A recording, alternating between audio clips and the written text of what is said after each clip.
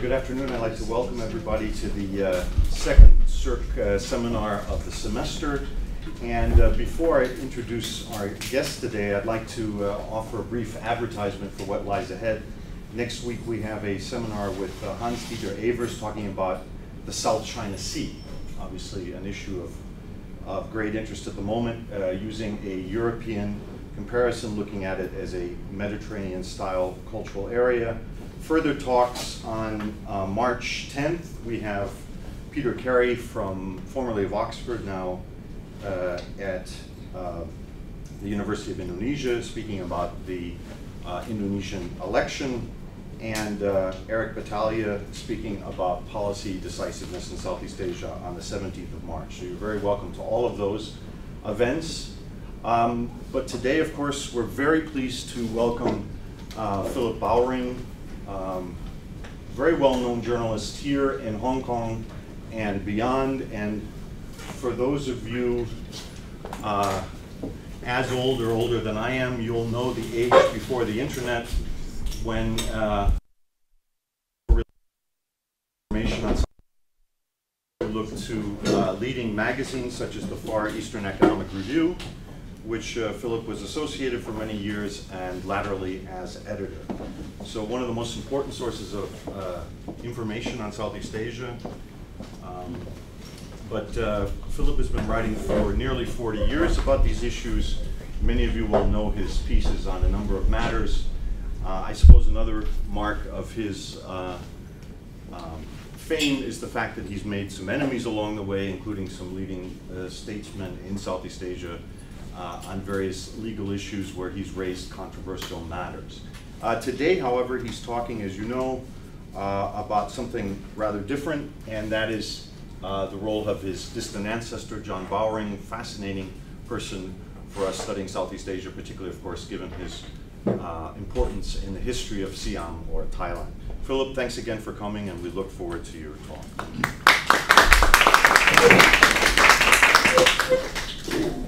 Thank you very much. I suppose I should start by apologizing for writing about my ancestor. Indirectly, he may be, but I think it's justified by the fact that hitherto nobody has written a full biography of somebody who represented so much of what Britain stood for during the period when it was the strongest, most influential power in the world.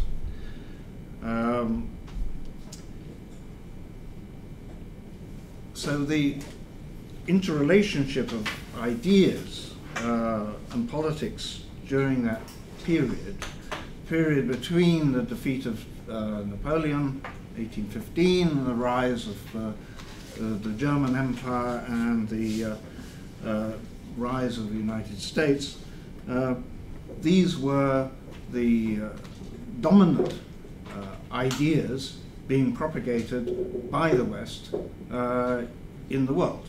And those ideas, of which John Bowring propagated himself, both in Britain, in Europe, and in Asia, actually mostly are still accepted today. Not all of them, but if you look at the record of belief in the idea of liberal thinking, the idea of representative democracy, the idea of the equality of women, the idea of civilized, or what we would have described as civilized penal processes, secular systems as opposed to religious-based systems, faith in science. All these things were things that he personally was very involved in propagating, and they remain very much the dominant thinking in most parts of the world, not all obviously, today. So you see that although in Chinese eyes he would generally be regarded as a war-making imperialist, nonetheless most of the ideas he represented were in fact in the end accepted by China. And we see that today. And I've written this biography because there has actually been a huge amount of writing about him, but really only on specific aspects of a very disparate career.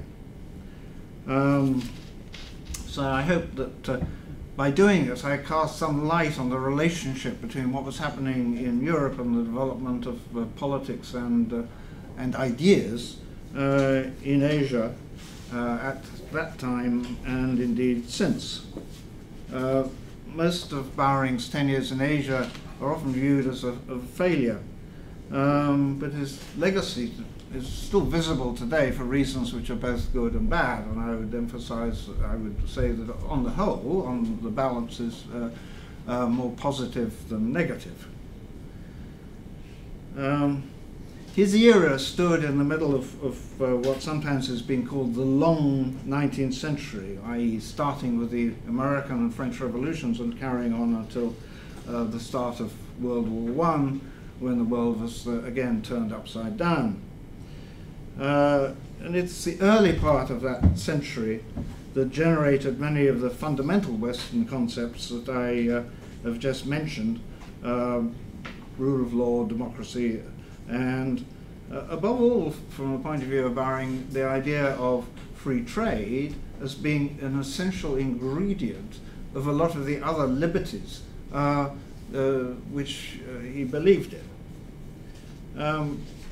And at the early 19th century, these were genuinely very radical ideas and remained radical, and he remained a radical throughout his career, despite his latter period of involvement in the war with China. Now, radicalism was itself had deep historical roots. Very specifically English historical roots, but nonetheless very important ones. And I will go a little bit into his family background, because it explains quite a lot about his attitudes and how he came to propagate his ideas in Europe and in Asia. He was from a family of wool and cloth traders, which for generations had been religious dissenters. That meant, in the English context, that they did not accept the principles of the established church, and as a result they were lacking in civil rights, or certain civil rights, and as a result, of course, they were in the forefront of campaigning for civil rights, both for themselves and for others excluded, such as Catholics and Jews. They were, to be more specific, Unitarians, who at the time were about as far away from belief in the normal tenets of Christianity as you could get without actually being an atheist. So they were a small, tightly knit group of traders with economic interests, which are also in conflict with those of the ruling landed class. Thus, at the time of the American Revolution, they actually supported the American Revolution. And John Bowring's grandfather was hung in effigy in the streets of Exeter for his role in supporting the American Revolution. Likewise, these people were viewed as supporters of the French Revolution. So although they were engaged in combat with Napoleonic France, they were certainly, like many people in Britain at the time, sympathetic to many of Napoleon's ideas in undermining the aristocratic and family-based imperial systems in Europe. These Unitarians were also very keen on education, scientific education in particular. So the leading Unitarian of his time was one Joseph Priestley, who was the inventor, or at least the person who identified various things, including oxygen. And he was also a very early advocate of the equality of women. Likewise, many of the businessmen who were responsible for the Industrial Revolution in Britain came from this very same Unitarian class of people who wanted to apply technology in the interests of development of new products and processes. But these people were also very kind of mixed in their views, in a way. Bowring was a writer of hymns. Some of those hymns are still sung in churches, although Bowring's greatest associate was Jeremy Bentham. Bentham, the leader of the utilitarian movement in Britain, and Bentham was an atheist. So you can see that religious beliefs were very secondary to the advancement of other ideas. In Bentham's case, the principle of the greatest good for the greatest number. That obviously could be interpreted in many different ways, but Bentham was perhaps the most famous late 18th century, early 19th century proponent of both law and political reform. So much of Britain's legal system derives from reforms initiated as a result of Bentham's writings. And Bentham first collaborated with Bowring, who was 40 years younger, or more than 45 years younger, in a book, well, it's really no more than a pamphlet published in 1821 called Observations on the Restrictive and Prohibitory Commercial System.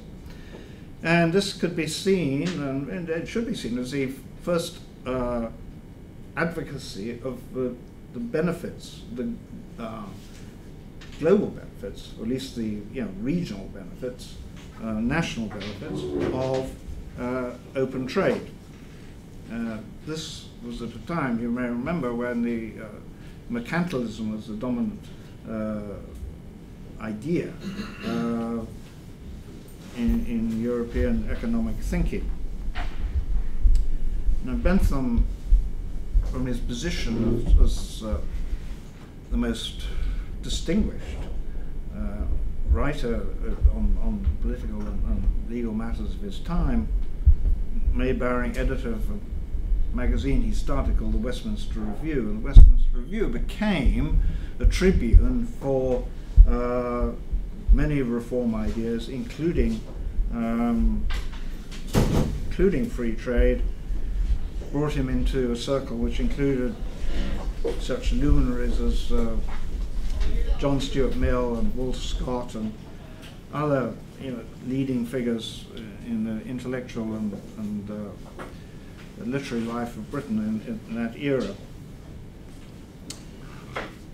These Unitarians also had a very international outlook, and so even in the 1820s, and Bowring was then only in his early 30s, established links with Hindu reformers in India, notably Ram Mohan Roy, who is a very familiar name to Bengalis, not very familiar to anybody outside, but he was a theist, i.e. believed in God, but only one God, not many gods, a leader of the so-called Bengali Renaissance.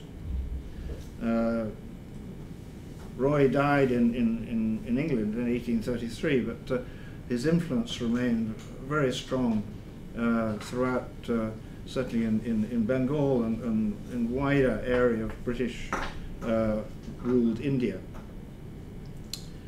And Bowring wrote a long essay on the subject of Ram Mohan Roy and Hindu theism, which is a very interesting document, and shows how at the time that British radicals saw that they could use British, or hoped they could use British rule in Bengal in conjunction, in alliance with educated Bengalis, to bring about social reform and economic improvement.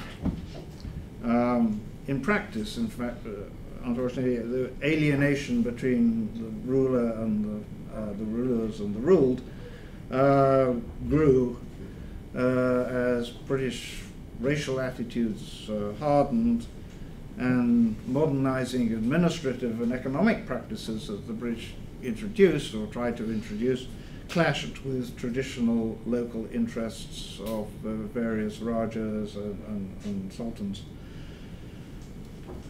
Nonetheless, there was a legacy here of liberal thinking and attacks on the caste system and other aspects of traditional Hindu life, which were to a limited extent undermined by the links that existed between British radicals and reformers in Bengal.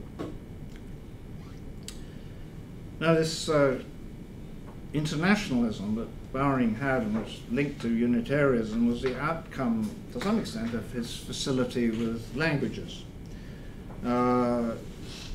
Living in Exeter, which was a smallish port on the southwest of England, he just picked up a whole lot of languages from visiting merchants and studied language as well. And so by the time he was 20 or so, he was fluent in French, German, Dutch, Portuguese, and Spanish. So as a result, he was sent, he started life as a small trade, working for a trading firm in Exeter and then in London, and then he was sent to Spain during the Peninsular War to help supply food and other materials to the British forces fighting Napoleon in Spain.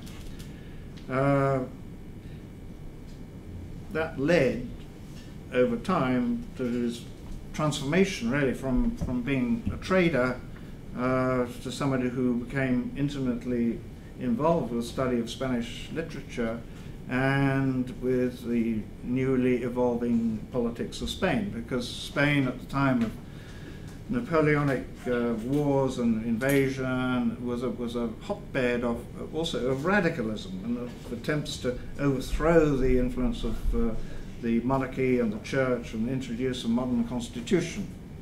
And Bowring was very much involved in all of that, and also through his translations of Spanish poetry. When the revolutions in Spain were suppressed in the early 1820s, he remained very much in contact with Spanish revolutionaries, many of whom moved to London. And this was also linked to various revolutionary movements which were happening in other parts of Europe. Beginning of a strong liberal movement in Italy towards national unification. At the same time, Bowring's linguistic abilities saw him translating Russian and Dutch poetry into English, which probably wasn't very much read, but nonetheless made a name for himself, and got him involved both with literary figures in Britain and in Europe. He made a name for himself too by getting imprisoned in France by the monarchical regime which followed the Napoleonic Wars for stirring up radical ideas in France. And it was really only released because of the very highest level intervention by the Prime Minister at the urging of Bentham. Otherwise he could have been in jail for a very long time, but actually only there for 2 or 3 months. He then became involved in the struggle for Greek independence, running a thing called the London Greek Committee, which was headed by Lord Bowring, who was the most famous poet of his era in Britain, who was at the time living in exile in Italy, but then went to Greece to support the revolution, but unfortunately there he died. Unfortunately, the various scandals involving this Greek committee and which did not, which damaged Bowring's reputation, but Bentham continued to support him. Unfortunately, too, he neglected his business. He was too busy with political affairs and literary translations and so on and so forth, and his business failed. So it took a long time to recover from that. But the poet and literary figure and political radical reinvented himself in a rather remarkable way, becoming an expert in public accounts, and was appointed to go and investigate public accounts, first of all of France and then of the Netherlands, on behalf of the British Parliament, and was then secretary to a committee set up in Britain to recommend changes in the whole public accounting system, and indeed that is what happened. So he had a significant role in another aspect of reform in Britain in the 1830s. This was a time when reforms in Britain were going ahead at fairly full steam, particularly with political reform, but other reforms as well, as old institutions were overthrown, or at least forced to adapt to a new economy, a new industrial economy, and the new, more scientific attitudes, a rising middle class, and so on. So that, at the same time, he didn't, lose his radicalism. So he was involved in push for Catholic emancipation and Jewish emancipation, the establishment of the University College London, which was the first non-sectarian, non-Anglican university in England. But as a result of this public accounts work, and following from his propagation with Bentham of the ideas of unfettered commerce, his focus shifted from political radicalism. He didn't abandon it, but the focus shifted towards free trade. And as I mentioned, he had been the first editor of the Westminster Review, and that then became the leading free trade platform in England, because it was taken over from Bentham by a guy called Perronet Thompson, who was another rather extraordinary figure, who was both a former military person, an Arab scholar, an advocate of universal suffrage, and the author of something called the Catechism on the Corn Laws. Now, the Corn Laws were a form of agricultural protectionism which raised the price of food in Britain, and was under attack from various quarters, which saw it as merely a substitute for the landed interests and against the interests of the new urban classes, whether they were the labouring classes or the bourgeoisie. This Catechism on the Corn Laws launched this anti-protectionist movement in Britain, and the anti-Corn Law movement became the defining issue of British politics between the mid-1830s and 1848, when the Corn Laws were finally abolished. This free trade focus was soon to become a key aspect of British policy globally. Bowring was the first missionary of this, employed on several occasions to bring, to teach the benefits of free trade to countries in Europe. He made two tours of France in company with Lord Clarendon, future Foreign Secretary, and made a huge impact in the media in there and in Switzerland, where his focus on free trade and education as a model that Britain should follow, but probably never did, remains quoted to this day, including just a few months ago on radio Schweiz, sorry, my German isn't up to whatever the Swiss Broadcasting Corporation is called. But he also went to Egypt, spent 6 months in Egypt at the time when Muhammad Ali, the first Khedive of Egypt, in the sense of he was the first person to try to make Egypt actually, as opposed to nominally independent of the Ottoman Empire. Ultimately failed, but nonetheless he was the mainspring of Egypt's attempts at modernization, which were actually very successful for a number of decades in the 19th century. He also had a role of advising the Khedive on setting up a department of antiquities. So if you go to Cairo Museum today, you can say that that was an indirect result of his conversations and writings about Egypt, which then became a British parliamentary document of some 500 pages. He was also in Berlin, where he received huge attention, again propagating free trade and the reduction of tariffs by the Zollverein, which was the German customs union which preceded the creation of the German Empire. He actually at this time facing two very different intellectual enemies. One was Karl Marx. He was frequently criticized by Marx for his views both on trade and on liberal economics, which Marx viewed as oppressing the labouring classes in Britain. The other was a guy called Friedrich List, who is less well known, but Friedrich List was the intellectual force behind the Zollverein. Bowring and List actually quite liked each other, but personally, but they disagreed violently about the role of tariffs.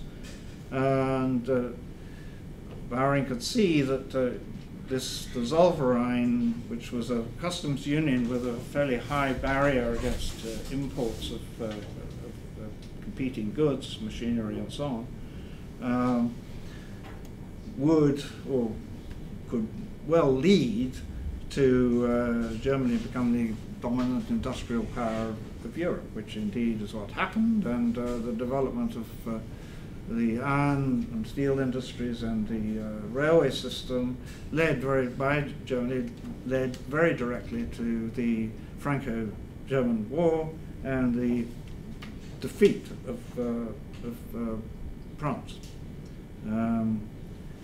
So the List ideas about political economy and customs union were a key event in 19th century history. And in the long run, you could say that Bowring's, or at least the long run as we see it today, in the 21st century, you might say that Bowring's ideas of free trade actually were the ones which mostly triumphed. On the other hand, you could say that the ideas of Marx were better known, but failed, and the ideas of List, maybe the jury is out. If you look at what happened in Germany, and if you then look at what happened in Japan and Korea, South Korea, because in both of these countries, the Friedrich List's ideas are much better known than they are in English oriented, Anglo-oriented societies. So the List, Marx, Bowring views about how the world should develop and how trade should develop are very significant and worth studying. And indeed, if any of you can remember Raoul Prebisch, who was Argentinian economist who was very influential in the 1950s 50s and 60s in propagating protection as a means of developing industries in developing countries. Now that those ideas were subsequently superseded by the World Bank version of liberal economic policies, but nonetheless they're still there and they're still practiced to some degree, including unfortunately in Argentina. So anyway, Bowring's experience in Germany convinced him that the Corn Laws were extremely dangerous for Britain because they became an excuse for Germany to have high tariffs against industrial products. So he then began to join the campaign against the Corn Laws. In fact, he was one of the founding members of the Anti-Corn Law League set up in Manchester. And then campaigned to get into Parliament, which he did in 1835, lost his seat in 1837, but got back in 1841. Elected as MP for Bolton. Bolton was in the very heart of the British textile industry. It was the pit of poverty, but it was also an exemplar of industrial progress. It was also the heartland of the Chartist movement, demanding universal suffrage and secret ballot and other reforms to the radical reforms to the political system. So Bowring found himself actually supporting the Chartist movement as MP for Bolton, at the same time as promoting his ideas of free trade, which clashed with some of the more radical Chartists who believed that trade was actually damaging to the interests of the working class. So there was a conflict there, but nonetheless he continued to be elected as Member of Parliament for Bolton. And in Parliament he basically supported all kinds of progressive ideas, including racial equality, reform of government in Ireland, accountability to Parliament of public spending, promotion of education, and so on. He also made an attempt to decimalize the British coinage. It now may be forgotten that its British coinage has only been decimalized for the last 40-something years. He proposed a bill in Parliament in 1847 to the creation of a florin, 2-shilling piece, the first decimal coin in Britain, which was supposed to be followed by complete decimalisation, not only of the coinage, but of the whole system of weights and measures. Unfortunately, such was British conservatism that decimalisation of the coinage didn't happen until the 1960s. I can't remember the exact date. And the other weights and measures are still to be decimalised in Britain and indeed in America. At the same time as pursuing a radical political agenda, he was engaged in investing in an ironworks in South Wales, where he was well known for progressive policies on wages and so on, and built nice houses for workers and so on and so forth. He also was chairman of something called the London and Blackwall Railway. The London and Blackwall Railway was the first urban railway in Britain. It went from the City of London to Blackwall, which was the heart of Docklands. And although the name has disappeared, a lot of the track is still there. So if you travel on the London Docklands Railway between the Bank and Canary Wharf, i.e. the two focuses of British financial business, you will be on the track of which he was chairman and helped to build. Now, unfortunately, his iron venture in Wales was a victim of the slump of 1847-48. As you doubtless know, it was a period of booms and busts in the industrial world, and his ironworks was overinvested in blast furnace capacity because there was a slump in railway building, and so he lost all his money. He needed a job. So Palmerston, Palmerston was not a radical figure as Bowring was, but Palmerston admired Bowring's work on trade, and in fact Palmerston had sent him to Egypt, among other places, to push trade issues.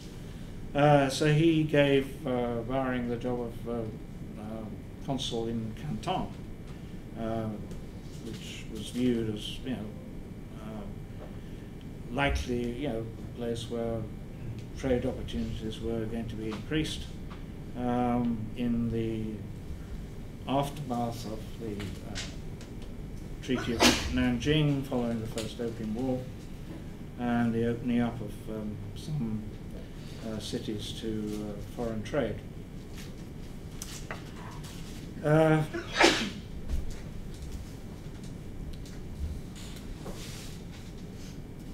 This was a time when the Opium War, he opposed the Opium War very virulently, First Opium War, on the grounds that war was not the way to develop trade. But he did view opium very much in the same way as you might view trade in alcohol.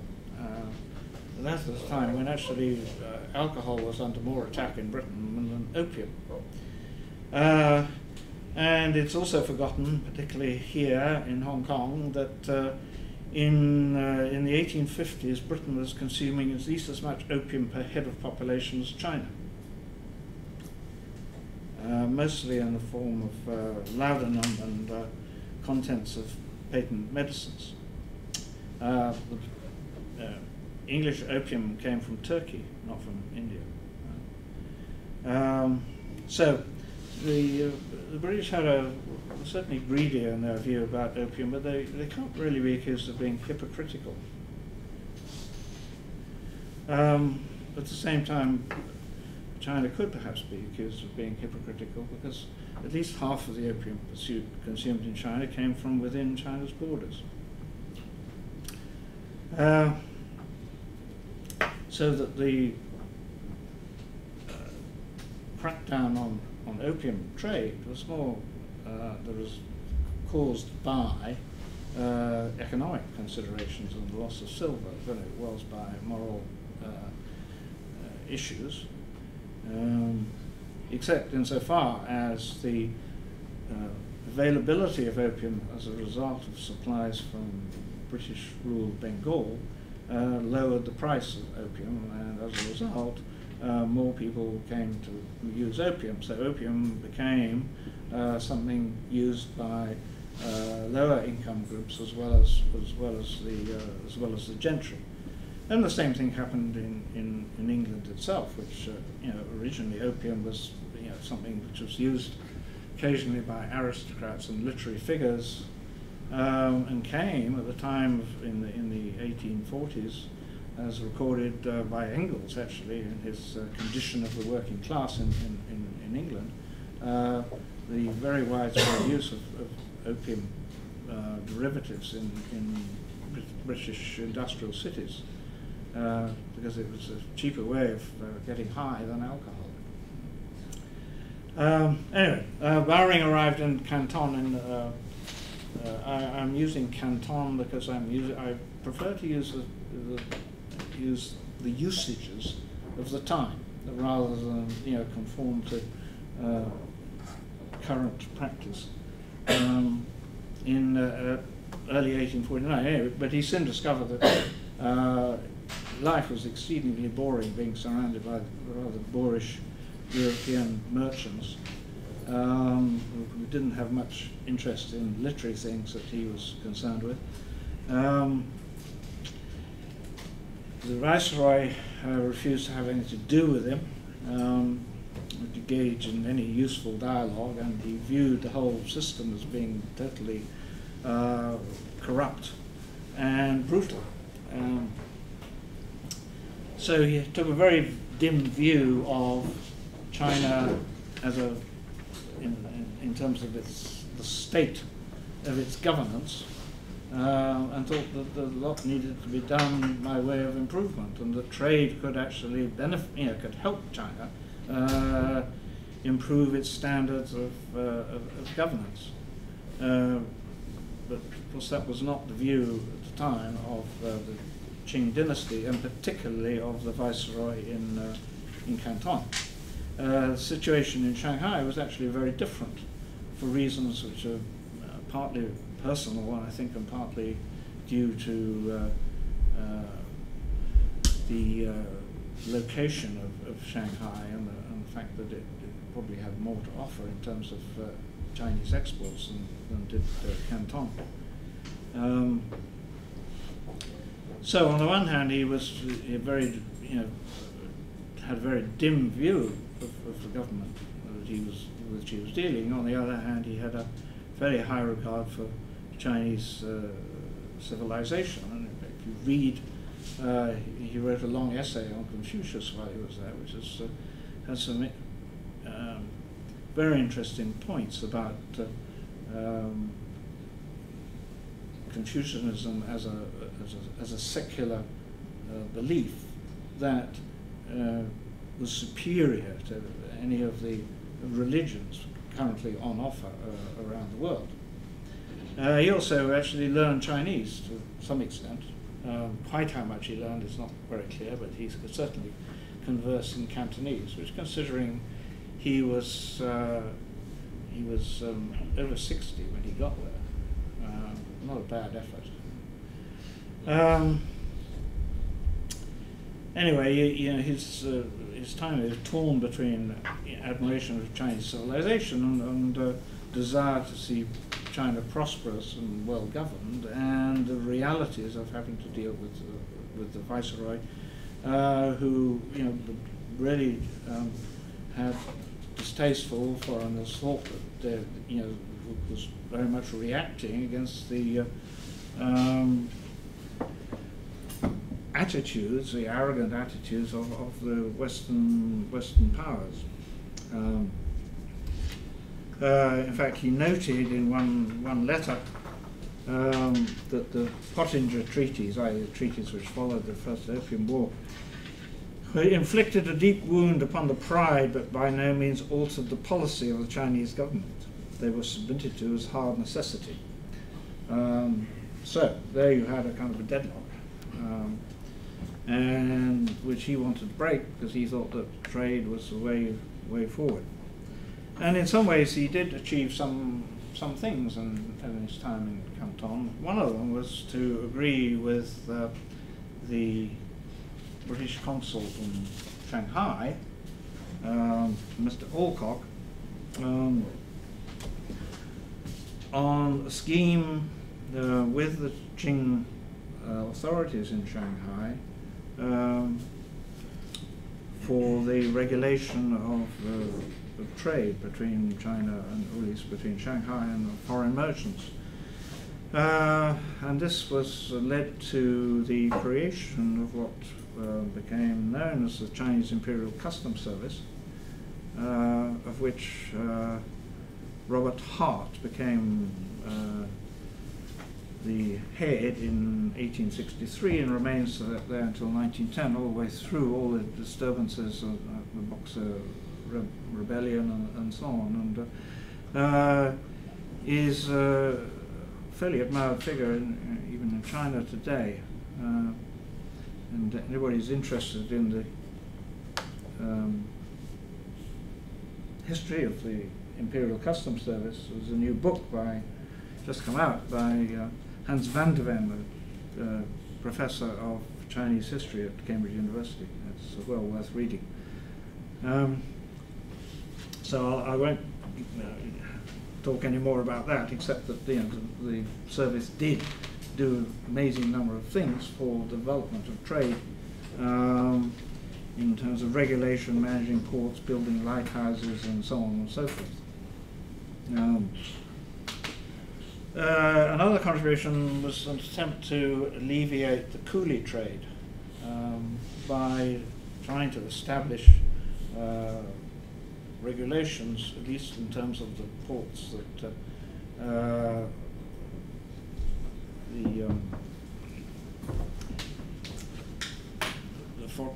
the ports to which foreign ships had access, and to completely ban British ships from involvement in trade, coolie trade, with several countries. He also did a lot to expand the development of a British customs, colonials, consular service, which could speak Chinese. And so, in fact, Robert Hart was one of the first products of that new system, which he helped inaugurate. And indeed, Hart's biographer refers to him as being the one who inspired him to get the level of Chinese language that he achieved. I won't go back into various meetings that he had while he was in Canton, visiting Java and visiting Bengal, and seeing some of both the good things and the bad things about the British administration in Bengal, which went on to have some influence on his conduct in Hong Kong. Trying to bridge what he saw as a deep abyss between the ruling class and the ruled, at the same time as being able to advance a modern system of government and get rid of caste discrimination and so on. So on the one hand, he believed that Britain could bring some intellectual, social and economic progress to India. At the same time, he was very concerned about the racial issues which were involved. Because if you look at the sort of spectrum of British views on race, they went from a period in the mid to late 18th century where British people in Bengal, not only spoke Bengali and other languages, but they dressed like Bengalis, and they married Bengalis and so on. And from there to the situation by the late 19th century, where there was absolutely no social contact at all, really, between the British and Indian subjects.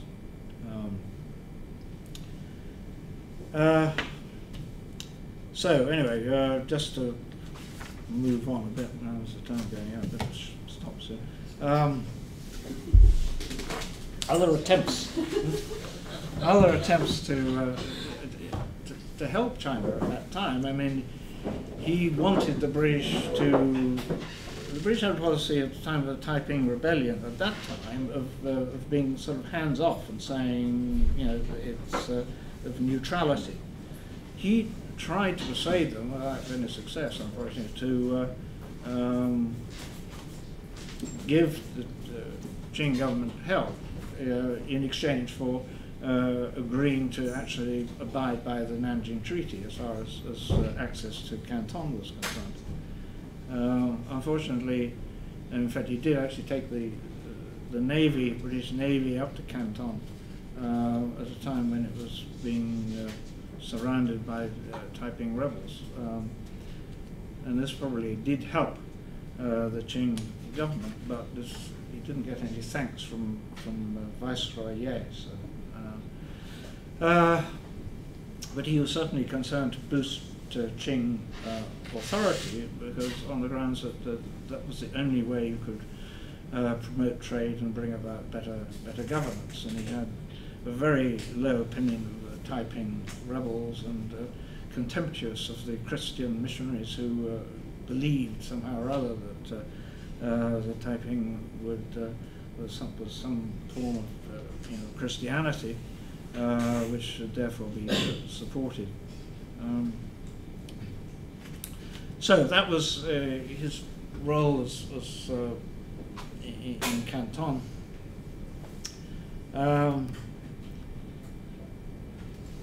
His biggest Asian, I'm not going to say very much about his governorship of Hong Kong, except that at all times he tried to have liberal policies. Usually, they were put down by either by London or by pressure from local European interests, but including early on, suggesting that Chinese should be allowed to vote and join the Legislative Council.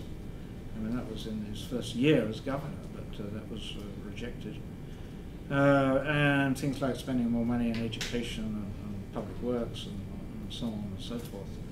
But a lot of that came to naught because of opposition of the local British and merchant class.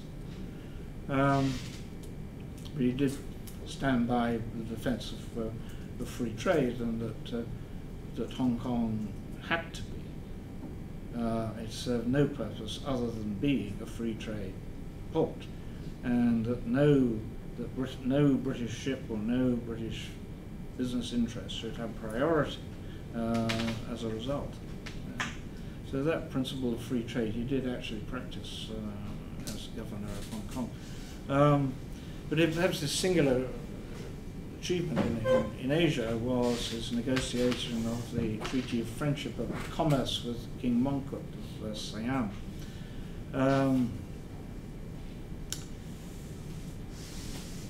In 1855, usually known as the Bowring Treaty. It was, at one level, of course, an unequal treaty. On the other hand, Bowring had established a very good working relationship with Mongkut long before he ever got to Siam, engaging him in correspondence, which proved effective in getting Mongkut, who was fairly new to the throne, but came to the throne at quite an advanced age, having been a monk for a long time and studied, spoke quite good English, and was keen to see some degree of reform and modernization in Siam, reacting both to the sense that Siam was falling way behind the world, or at least the European world, and needed to respond to that, as well as to try and treat with the British rather than oppose them directly, and we become either like Burma under British rule or Vietnam and Cambodia under French rule. So that treaty became and still stands as being the beginning of the modernization and liberalization of the Thai economy.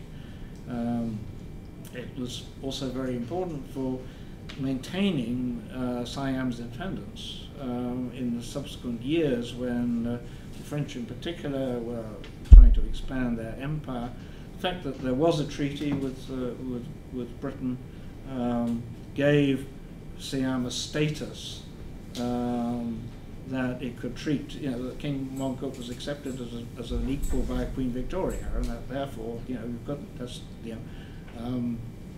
order it around too obviously. And the trust that Bowring wrote a 2-volume book about Siam as a result, was dedicated with a dedication from King Mongkut. And later in life, after he'd retired in the late 1860s, he was appointed Siam's ambassador in Europe. So he went around Europe signing up various treaties on behalf of King of Siam. So that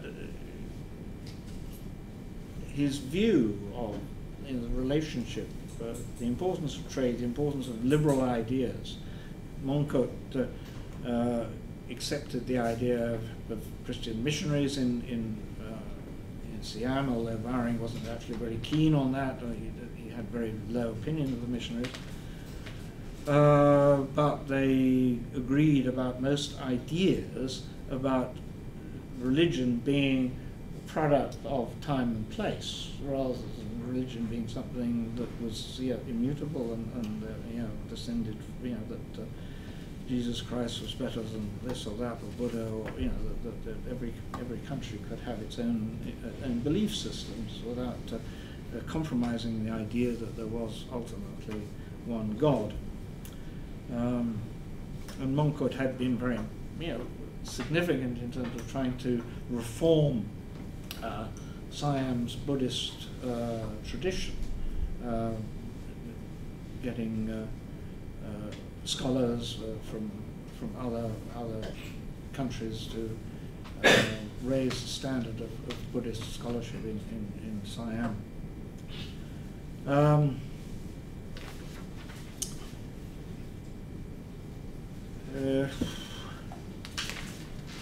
Finally, I went. There's a lot that could be said about Moncote and the Burmese situation, and the situation with Malaya, and how this had an extraordinary influence on the next 40 years in terms of the expansion or lack of expansion of both the British and French empires. But I will simply close on his final, well, not his final, but anyway, his visit to the Philippines, which he went in just before in late 1858, to the Philippines. Really more as a holiday, because he'd been very sick and was fed up with all the things going on in Hong Kong. And he spent a few weeks in the Philippines and travelled around everywhere from Luzon to Zamboanga, or places in between. And wrote a rather insightful book on travels in the Philippine Islands, which is a very interesting account of Philippines at that time, which is certainly worth reading for anybody who's got an interest in the sort of changes which were happening in the Philippines at that time, and changes happening all over Southeast Asia as a result of the impact of outward Chinese migration in combination with European Western imperialism, because those two factors together transformed the demography and the economics of the Philippines, of Malaysia, Singapore, and Indonesia. And there's a lot in this Philippine book about the role of Chinese entrepreneurship and Chinese Filipino mestizos in the development of commerce at that time. So the book is worth reading just from that perspective, as well as many others about things which don't seem to change in the Philippines, like attitudes towards marriage and attitudes towards music. So I'll leave you on that point, which doesn't have a great deal to do with where I came in, of trade, but trade remained the thing that drove him, and he subsequently, even in his latter days after retiring from Hong Kong, he was employed on missions occasionally in Britain, to go to Italy among others, because just after reunification, because the first Prime Minister of unified Italy was Count Cavour, and he'd been a mate of Cavour's back in the 1830s, because Cavour was one of the early liberals and Benthamites in Italy, and promoters of the cause of Italian unity. So there were a lot of links back and forwards between his literary ideas, his political ideas, his free trade ideas, his linguistic abilities, and his just internationalism. And yes, he started the Arrow War, which then led to the Second Opium War. But again, in his defense, not for the Arrow incident, but at the time he did say this was purely an operation to deal with this situation of the Viceroy in Canton, and direct dealings with Beijing on this were to be avoided.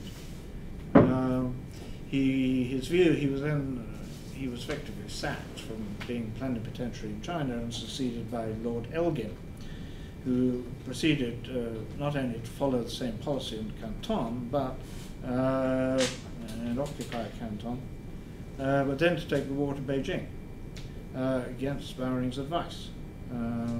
So that, so the second Opium War was really, I mean, the Arrow incident started it, but it was Elgin's propagation of the war in conjunction with the French and the Americans who took the thing to Beijing and widened it into much bigger issues, which then led to various other treaties which were called unequal. I'm afraid I don't accept this word, unequal treaties. No treaty is equal. I'll leave you on that point. Thank you. Thank you very much.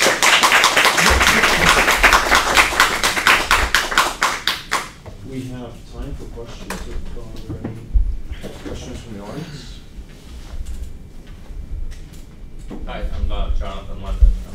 I'm in the Department of Asian and International Studies here. A long-time admirer of your columns, but thank you for this talk. First question is, presumably there's a book in the works. Is there? When is? Yeah, yes. I have to admit, it's been published by a rival institution, the Hong Kong University. Soon to come out? Well, hopefully this year, but you know what book publishers are like. I wanted to just pick up on something that perhaps is too obvious or simplistic, but I'm struck by this. First of all, this tension between the free traders and protectionists of the time, and of course anybody who studies Asian political economy in more recent decades is drawn into this debate, and it's fascinating to hear your account of these intellectual debates going on back then between List, Marx, and others that you mentioned. But later in your discussion, you talked about the role of Hong Kong local elite in jettisoning some of Bowring's more progressive ideas with respect to education, political rights, and things of this nature. And one cannot help be reminded of the present, and in respects the ability of certain elements, not only in Hong Kong but in other parts of the world, whereby local elites are able to, on the one hand, benefit from free trade, but on the other hand, to stymie efforts at we won't call them redistributive, but at least certain levels of rights, including social rights. And this is sort of, I suppose, more of a comment than a question. But you were talking at some length about the relationship between Bentham and Bowring, and I found that quite interesting. But that in the context of a place like Hong Kong, the local elite seemingly, and I'm not sufficiently familiar with the history of Hong Kong to know this for certain, but the local elites have, over a period of time, been able to trump some of the ideas that we might associate with what we might call a more progressive form of free trade-ism, one that takes seriously the notion that any social order should be inclusive. Well, I think various things were sort of against him during his governorship of Hong Kong, which was not very successful and ended up fairly chaotic. One was that he was known to be a radical figure, and although he was in favour of free trade, so the merchants were okay with that, but other things like spending money on education, they weren't happy with that. He also complained bitterly in reports back to London about the overweening power of a few big merchants, which was then, I mean, in those days, I mean, in the early years of British administration in Hong Kong, government officials were allowed to take private employment. So these people were actually officially in the pay of the big merchants. I mean, today you might say that unofficially in the pay of the big merchants, but then they were officially in the pay of the big merchants, and that was only reformed after his time. So yes, there was a lot of opposition to him personally. Being a Unitarian didn't help. He was very, he didn't think much of the established church. His daughter became Catholic and was the first Canossian sister in Hong Kong. Helped start the what's it called now? The Canossian school, the one in Cane Road, anyway. So there's a lot of conflict between different interests. I mean, for example, to take another, not just in Hong Kong. I mean, in the time of the Taiping issue, when he was consul, when he was filling in for Bonham, I think it was the exact year, top of my head. The Shanghai was taken over briefly by the Taiping, and as a result, the merchants, foreign merchants, claimed afterwards that they shouldn't have to pay the various taxes due for the trade during that time to the Qing government. And he said, yes, they should. It was their duty to pay taxes to the Qing government because that was a established government, even if they'd been temporarily out of power. So this was incredibly unpopular with the merchants, who complained so bitterly to London that he was forced to backtrack. And so the Qing government didn't get its money, and he was very bitter about that. He said this has really damaged our relationship with China. I mean, it wasn't, I guess, such a big issue, but for him and the merchants, it was confrontational. And it was rather odd too, because his older son, worked for Jardine Matheson, but the son, and he was accused of favouring Jardine Matheson over other, simply for that reason. There was no evidence that he did, but the son became an expert on beetles and on Coleoptera. And who donated a vast collection of Coleoptera to the British Museum, and is still known in the annals of Coleoptera experts as being one of the foremost early experts. So I presume he spent most of his time studying Coleoptera rather than trade. But I guess he was one of the few who actually had interests outside, trade and sitting around drinking beer and playing billiards.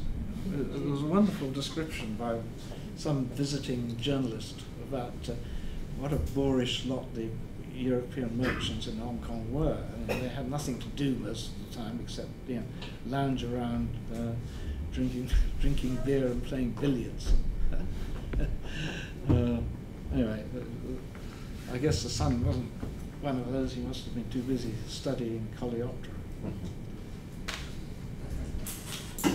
Hi, I'm Brett Williams. I'm a colleague of Jonathan's. One of the bases, or indeed the justification of empire, of course, is this racialized notion of white supremacy. So when you say that Bowring was calling for greater political rights, etc. Did he have a different view of the average Chinese person? Did he see something in them that was deserving of these rights than compared to elites at the time? This thing about race was quite late in British imperial history. If you think the British imperial history began, 300 years earlier, and race only entered into the equation, from the 19th century onwards. So if you look at some of his earlier writings, he wrote a specific essay about called "The Nobility of Skin," and it's all about how black people are equal to white people, and let's not fool ourselves. Likewise, he had this view of people, of levels of civilization, but it was, so that, he would see China, like Spain, as a place which had once been at the top of civilization, had now sort of fallen a bit. But it was more to do with level of development and standard of governance than race. He used the word race very loosely. He talked about lawyers as a race, despicable race of lawyers. So race, race had a different meaning. Yes, there were, particularly in the mid-19th century, there was this, this scientific, well, what was believed to be scientific at the time, view that the race and intelligence somehow were related, and people studied the size of heads and the shape of heads and so on. And there were aspects of Darwin's ideas that could be viewed in modern terms as being very racist. But if you look at science as a sort of continuous development, then I think you have to see that he, like most of the liberals of his era, race was not, anti-slavery was a big deal. One of his things was, he was one of the people at the anti-slavery convention in London in 1840.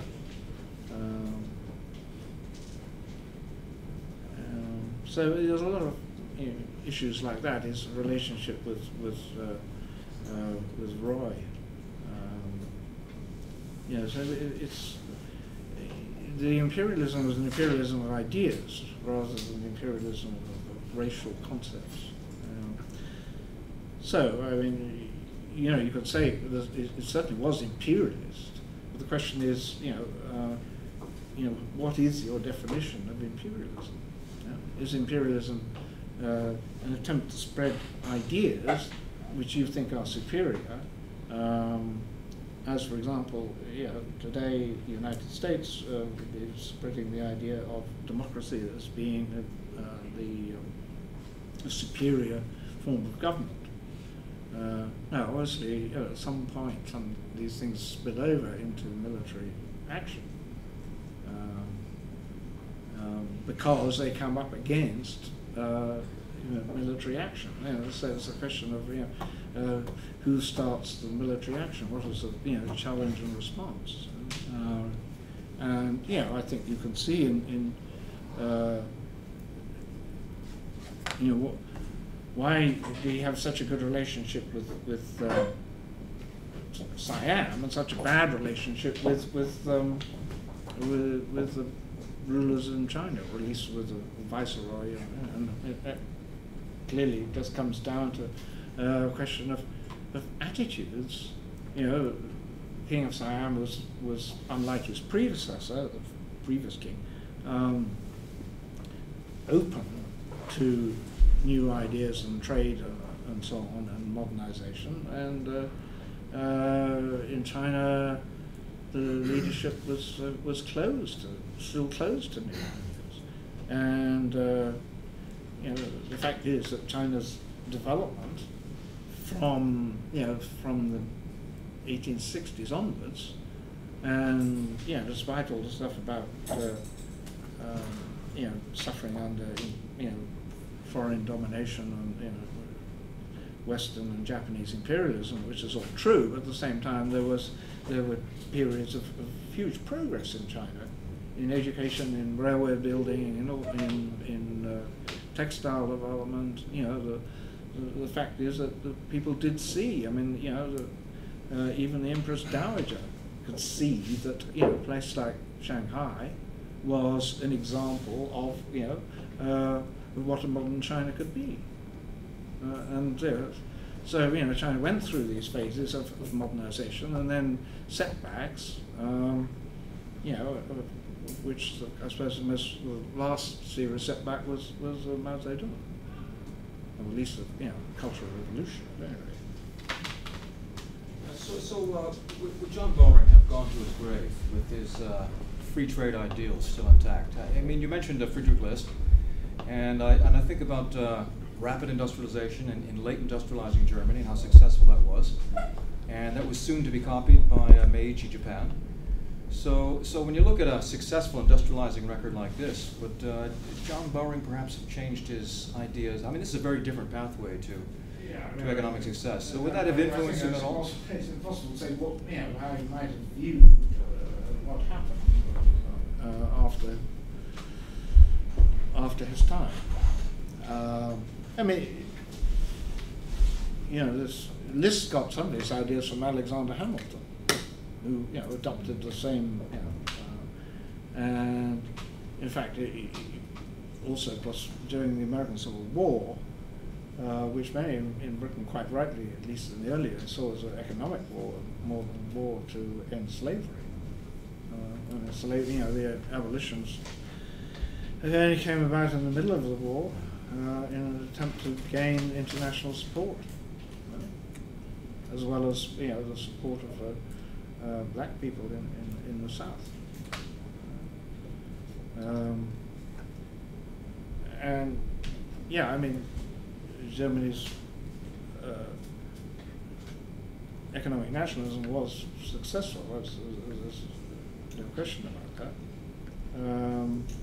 But of course, earlier attempts at nationalism, or at least at keeping trade barriers. I mean, before the Zollverein, before the customs union was created, there were trade barriers all over the place. So Bowring originally was in favour of the Zollverein because it broke down all the barriers between the petty states,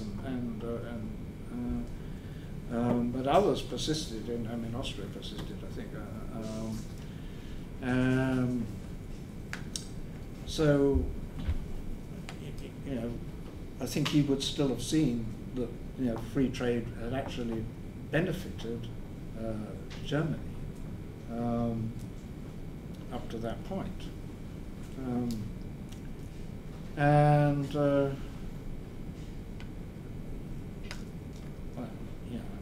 Who knows how he would have seen? There's no evidence that he. In his last few years, he was more concerned with social issues in Britain, in Devon and so on. He was involved with studying dialects in Devonshire, and very involved. He remained involved in Unitarian activities, and was favorably mentioned by Jenny Marx in a speech he made in 1868 or something. So I don't think it was clear, that Germany's victory in the Franco-Prussian War was the result of, just of Germany's success. It was with its customs union and the Zollverein, but more than protectionism, but more that France's failure to develop industries, which had its own roots in the protectionism that France had practiced for years. I mean, the mercantilist ideas from Louis XIV's time, Colbert, people like that. Phil, can I just follow up on something you said in passing, talking about his legacy for Southeast Asia? And you know, in his book about the Philippines, you point out that he sees he talks both about the role of free trade, and of course, one thing interesting about the Philippines, it was the brief British occupation in the 18th century that sort of set the ball rolling for the gradual opening of the colony and the expansion of trade in the 19th century. Even if the British only occupied it for 2 years, that helped change things. And in a sense, the Bowring Treaty helped set off similar processes in Siam. That, you know, you have the opening of trade and the increase in Chinese immigration going together. And then you mentioned in passing Malaya, where of course a lot of Chinese come in under British rule. Could you maybe comment a little bit more about that legacy? Well, I don't think the British, brief British occupation of Manila really left any marks. I mean, I think Spain remained, and Spanish ruled the Philippines, remained very archaic, and Bowring goes on about that in his book. Right. But things had changed in the early 19th century. Well, things were beginning to change, but under the impact of the fact that foreigners, including British and Chinese, were going there and finding, oh, there's trade to do. We'll do some trade. So they managed to do trade without and just ignored the Spanish, carry on with their traditional administration, which was very inefficient and didn't encourage trade. Nonetheless, there were enough things that could be grown, or in the Philippines that you developed some industry gradually, abaca and so on. Although he also points out in the book that the Philippines should have been a major sugar exporter, which it wasn't then. It was just beginning to become, and did eventually become, a major exporter. But when he says, why can't they, grow sugar as well here as they do in Java or Mauritius? Just a question about what you said about his attitude towards the Taipings, and that he was dismissive of the idea that the Taipings were some kind of interesting Christians or version of Christianity. Was that part of his work at the time? Was he expected to find out what the Taipings were all about? Was he being asked by London to advise them on what this movement meant? And did he play any role in the subsequent attitudes and policies of the the foreign powers towards the Taipings in the 1860s? Well, I would say that he didn't actually have any influence subsequent to his departure from Hong Kong in 1859. What I would say is that obviously he was, aware of the issues of the Taiping and who they were and what attitudes you should have towards them from his time in Canton. But then later, one of the first things he did when he became governor of Hong Kong and plenipotentiary in China was to send a mission to go to visit the Taipings. In fact, he sent his second son, Lewin, who was an administrator in India, and another official, Chinese-speaking official from Hong Kong, to go and sort of see the Taiping. And they did get to see some, and they came back with a very scathing report, both about the ideas of the Taiping and the state of the countryside, which was under Taiping control, and how things may be bad in the rest of China, but this was catastrophic. So that any idea of supporting the Taiping was really would be disastrous. And that's why he actually wanted to go in the other direction and abandon Britain's policy of neutrality, which was actually, of course, only abandoned after his time. Well, if there are no other questions, then thank you again, and thank you all for coming.